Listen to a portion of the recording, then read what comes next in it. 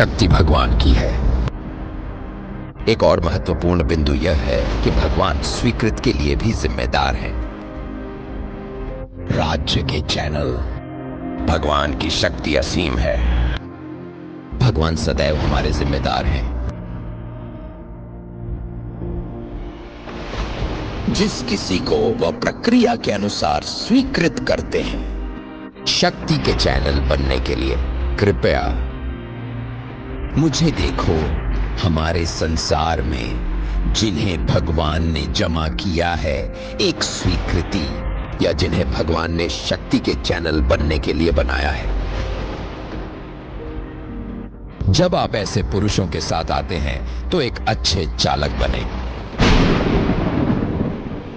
आइए हम सभी मिलकर अपने मन से यीशु को देखते हैं। पेत्र और पौलुस हमारे पेड़ के उदाहरण के रूप में। ये शक्ति के 3 मुख्य और अत्यंत शक्तिशाली चैनल हैं। कि मानवीय रूप में यीशु एक चैनल थे, लेकिन मसीह उनके अंदर शक्ति का मुख्यालय थे। मसीह 2 अलग अलग व्यक्तियों में एक थे। वह यीशु है। मसीह का मानवीय पक्ष आप जानते हैं। यहां मसीह है, यीशु की दिव्यता। इस प्रकार यीशु जो मसीह को वहन करते थे, मसीह के आध्यात्मिक चैनल के रूप में कार्य करते थे। और इसी कारण पौलुस ने कहा, मैं केवल मसीह के द्वारा सब कुछ कर सकता हूं जो मुझे मजबूत करता है। यीशु परमेश्वर के पुरुष है। स्वर्ग में एक ईश्वर पुरुष, मसीह के पहले संरक्षक। उन्होंने मसीह को वहन किया, परमेश्वर की दिव्यता। तो हम मनुष्यों के रूप में, यीशु का मानव पक्ष मसीह का माध्यम या परमेश्वर की शक्ति थी। और इसी कारण से यीशु को अभिषिक्त किया गया, क्योंकि वह एक मनुष्य थे। परमेश्वर को अभिषिक्त करने की आवश्यकता नहीं है। आप परमेश्वर को अभिषिक्त कर सकते हैं। यीशु को अभिषिक्त करने की आवश्यकता नहीं है। दाऊद को पूरी तरह से अभिषिक्त किया गया, क्योंकि वह मनुष्य था, वह मानव था। उस बिंदु पर जाएं। इस्राएल के पहले राजा शाऊल भी नहीं थे, क्योंकि वह मानव थे।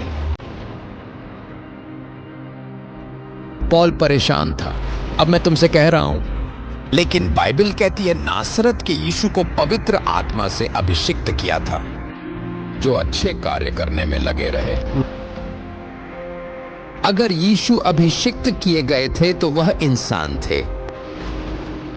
उन्हें परमेश्वर की शक्ति से कार्य करने के लिए अभिषेक की जरूरत थी। परमेश्वर शक्ति प्राप्ति हेतु उनकी स्वीकृति जरूरी।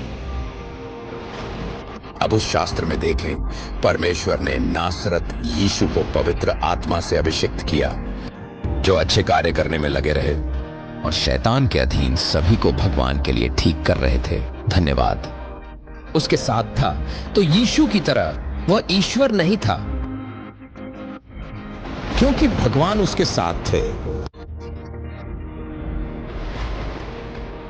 मुझे इसे कहना मुश्किल है। वह क्रोधित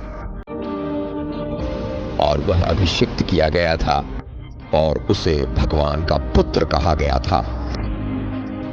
भगवान का अभिषिक्त, पवित्र आत्मा के साथ अभिषिक्त, शक्ति के साथ अभिषिक्त। और क्योंकि वह अभिषिक्त था, वह बन गया भगवान की चमत्कारी शक्ति का एक विश्वसनीय माध्यम।